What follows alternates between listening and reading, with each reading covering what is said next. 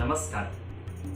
ಎಲ್ಲ ವೀಕ್ಷಕರಿಗೂ ಕೂಡ ನವರಾತ್ರಿಯ 2ನೇ ದಿನದಲ್ಲಿ ಯಾವ ದೇವಿಯನ್ನ ಆರಾಧನೆ ಮಾಡಬೇಕು, ಆ ದೇವಿಯ ಒಂದು ವೈಶಿಷ್ಟ್ಯತೆ ಏನು, ಆ ದೇವಿಯನ್ನ ಹೇಗೆ ಆರಾಧನೆ ಮಾಡಬೇಕು ಅಂತ ತಿಳಿಸ್ಕೊಡ್ಲಿಕ್ಕೋಸ್ಕರ ನಾವು ಈ ಒಂದು ಕಾರ್ಯಕ್ರಮವನ್ನ ವಾಹಿನಿಯ ಮುಖಾಂತರ ಮಾಡ್ತಾ ಇರ್ತಕ್ಕಂಥದ್ದು. ನವರಾತ್ರಿಯ ಪರ್ವಕಾಲಗಳಲ್ಲಿ 2ನೇ ದಿನ ದೇವಿಯನ್ನ ಬ್ರಹ್ಮಚಾರಿಣಿ ಅನ್ನುವಂತಹ ಒಂದು ರೂಪದಲ್ಲಿ ನಾವು ಆರಾಧನೆಯನ್ನ ಮಾಡ್ತೀವಿ. ಏನು ಬ್ರಹ್ಮಚಾರಿಣಿ ಅಂತಂದ್ರೆ, ಚಾರಿಣಿ ಅಂತಂದ್ರೆ ಚಾರಣ ಮಾಡತಕ್ಕಂಥದ್ದು ಅಂತಂದ್ರೆ ಹೋಗುವಂಥದ್ದು, ಬೆಟ್ಟವನ್ನ ಹತ್ತುವಂಥದಕ್ಕೆ ಚಾರಣ ಅಂತ ಹೇಳ್ತಾರೆ. ಮತ್ತೆ ಆಚರಣೆ ಮಾಡುವಂಥದ್ದನ್ನ ನಾವು ಚಾರಣ ಅಂತ ಕೂಡ ಸಂಸ್ಕೃತಿಯಲ್ಲಿ ಅರ್ಥೈಸ್ಕೊಳ್ಬಹುದಾಗಿದೆ. ಬ್ರಹ್ಮ ಅಂತಂದ್ರೆ ಇಲ್ಲಿ ತಪಸ್ಸನ್ನ ಬ್ರಹ್ಮ ಅಂತ ಕರೆದಿರ್ತಕ್ಕಂಥದ್ದು. ಈ ಬ್ರಹ್ಮಚಾರಿಣಿ ದೇವಿಯು ತಪಸ್ಸನ್ನ ಆಚರಣೆ ಮಾಡ್ತಾ ಇರ್ತಕ್ಕಂತಹ ಆ ಜಗನ್ಮಾತೆಯ 2ನೇ ರೂಪವಾಗಿರ್ತಕ್ಕಂಥದ್ದು. ಅಂದ್ರೆ ಈ ಬ್ರಹ್ಮಚಾರಿಣಿ ದೇವಿ ಯಾತಕ್ಕೋಸ್ಕರ ಈ ಬ್ರಹ್ಮಚಾರಿಣಿ ದೇವಿಯನ್ನ ಆರಾಧನೆ ಮಾಡಬೇಕು ಅಂತಂದ್ರೆ, ಯಾರು ತಪಸ್ಸನ್ನ ಮಾಡಬೇಕು ಅನ್ನುವಂತ ಒಂದು ಇಚ್ಛೆ ಇರುತ್ತೆ. ಅಂದ್ರೆ ತಪಸ್ಸು ಅಂತಂದ್ರೆ ಎಲ್ಲರೂ ಹೋಗಿ ನಾವು ಈ ಹಿಂದಿನ ಸಿನಿಮಾಗಳಲ್ಲಿ ನೋಡುವಂತ ರೀತಿಯಲ್ಲಿ ಋಷಿ ಮುನಿಗಳ ತರ ಹೋಗಿ ಗಡ್ಡವನ್ನು ಬಿಟ್ಕೊಂಡು ತಪಸ್ಸನ್ನ ಆಚರಣೆ ಮಾಡ್ತಕ್ಕಂಥದ್ದು ಅಲ್ಲ. ತಪಸ್ಸು ಅಂತಂದ್ರೆ ಏನೇ ಒಂದು ಸಾಧನೆ ಮಾಡಬೇಕು ಅಂತಂದ್ರೆ ನಿರಂತರವಾಗಿ ಅದನ್ನ ತಪ್ಪಿಸ್ಬೇಕು, ಆ ಸಾಧನೆ ಇತ್ಯರ್ಥ ಆಗ್ಬೇಕು, ಅದು ಸಾಧನೆ ಕೈಗೂಡಬೇಕು ಅಂತಂದ್ರೆ ನಮ್ಮ ತಪ ಅನ್ನತಕ್ಕಂಥದ್ದು ಇರಬೇಕಲ್ಲ. ಆ ತಪಸ್ಸು ಅಂದ್ರೆ ಒಂದೇ ಕೆಲಸವನ್ನ ದೃಢವಾಗಿ ಹಿಡ್ಕೊಂಡು ಮಾಡೋದನ್ನ ನಾವು ತಪಸ್ಸು ಅಂತ ಕರಿತೀವಿ. ಅಂತಹ ತಪಸ್ಸನ್ನ ಆಚರಣೆ ಮಾಡಿ ಯಾವ್ದಾದ್ರು ಒಂದು ಕಾರ್ಯ ಸಿದ್ಧಿ ಆಗ್ಬೇಕು ಅಂತಂದ್ರೆ ನಮಗೆ ಆ ಕೆಲಸವನ್ನ ಮಾಡ್ಲಿಕ್ಕೆ ಬೇಕಾಗಿರ್ತಕ್ಕಂತಹ ದೃಢತೆಯನ್ನ, ಸ್ಥಿರತೆಯನ್ನ ಕೊಡ್ತಕ್ಕಂಥದ್ದು ಈ ಬ್ರಹ್ಮಚಾರಿಣಿ ದೇವಿ ಆಗಿರ್ತಕ್ಕಂಥವಳು.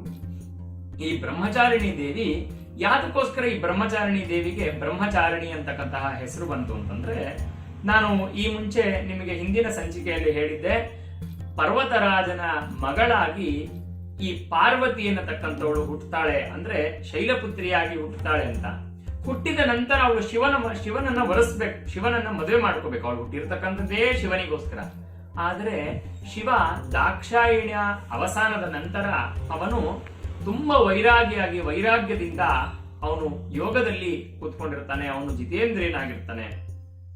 ಹೀಗಿದ್ದ ಪಕ್ಷದಲ್ಲಿ ಶಿವನನ್ನ ಹೇಗೆ ಒಲಿಸ್ಬೇಕು, ಶಿವನನ್ನ ಒಲಿಸಿ ಶಿವನಿಗೆ ಆಗುವಂತಹ ಸಂತಾನದಿಂದಲೇ ತಾರಕಾಸುರನ ಸಂಹಾರ ಆಗ್ಬೇಕಾಗಿರುತ್ತಲ್ಲಿ. ಅಂತಹ ಒಂದು ಮಹತ್ ಕಾರ್ಯ ಅನ್ನತಕ್ಕಂಥದ್ದು ಇರತಕ್ಕಂಥದ್ದು.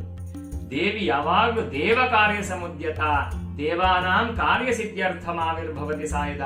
ದೇವಿ ಹುಟ್ಟತಕ್ಕಂಥದ್ದೇ, ದೇವಿ ಬರ್ತಕ್ಕಂಥದ್ದೇ ದೇವತೆಗಳ ಕಾರ್ಯ. ದೇವತೆಗಳ ಕಾರ್ಯ ಅಂದ್ರೆ ಧರ್ಮ ಕಾರ್ಯವನ್ನ ನೆರವೇರಿಸಲಿಕ್ಕೋಸ್ಕರ.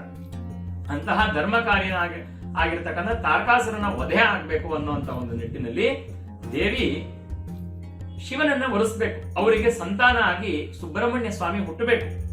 ಹಾಗಾಗಿ ಶಿವ ನೋಡಿದ್ರೆ ಈ ರೀತಿ ವೈರಾಗ್ಯದಿಂದ ಕೂಡಿರ್ತಕ್ಕಂಥವನಾಗಿರ್ತಾನೆ. ಅವಾಗ ಏನ್ ಮಾಡ್ತಾಳೆ ದೇವಿ ಅಂತಂದ್ರೆ, ದೇವಿ ಒಂದು ಕಠಿಣವಾಗಿರ್ತಕ್ಕಂಥ ಒಂದು ತಪಸ್ಸನ್ನ ಆಚರಣೆ ಮಾಡ್ತಾ ಒಂದಷ್ಟು ಕಾಲಗಳು ತಪಸ್ಸನ್ನ ಮಾಡಿ ಶಿವ ಅವಾಗ್ಲೂ ಒಲಿದೇ ಇರ್ಬೇಕಾದ್ರೆ ಅವಳು ಆಹಾರವನ್ನೆಲ್ಲ ತ್ಯಾಗವನ್ನ ಮಾಡಿ, ನೀರನ್ನ ಕೂಡ ತ್ಯಾಗವನ್ನ ಮಾಡಿ, ಒಣಗಿದ ಒಂದು ಎಲೆಗಳನ್ನ ಮಾತ್ರ ತಿಂತಾ ಇರ್ತಾಳೆ. ಒಣಗಿದ ಕೆಲವೊಂದಷ್ಟು ಬಿಲ್ವಪತ್ರೆಯನ್ನ ಅವಳು ತಿಂತ 100 ವರ್ಷಗಳ ಕಾಲ ತಪಸ್ಸನ್ನ ಮಾಡ್ತಾಳೆ.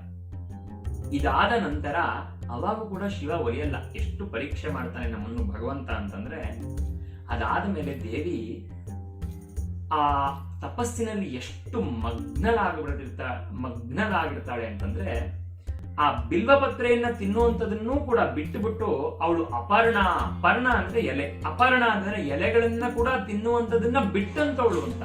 ಅಂತಹ ಅಪರ್ಣಳಾಗಿ ಅವಳು ಹೊರಗಡೆ ಬರ್ತಾಳೆ.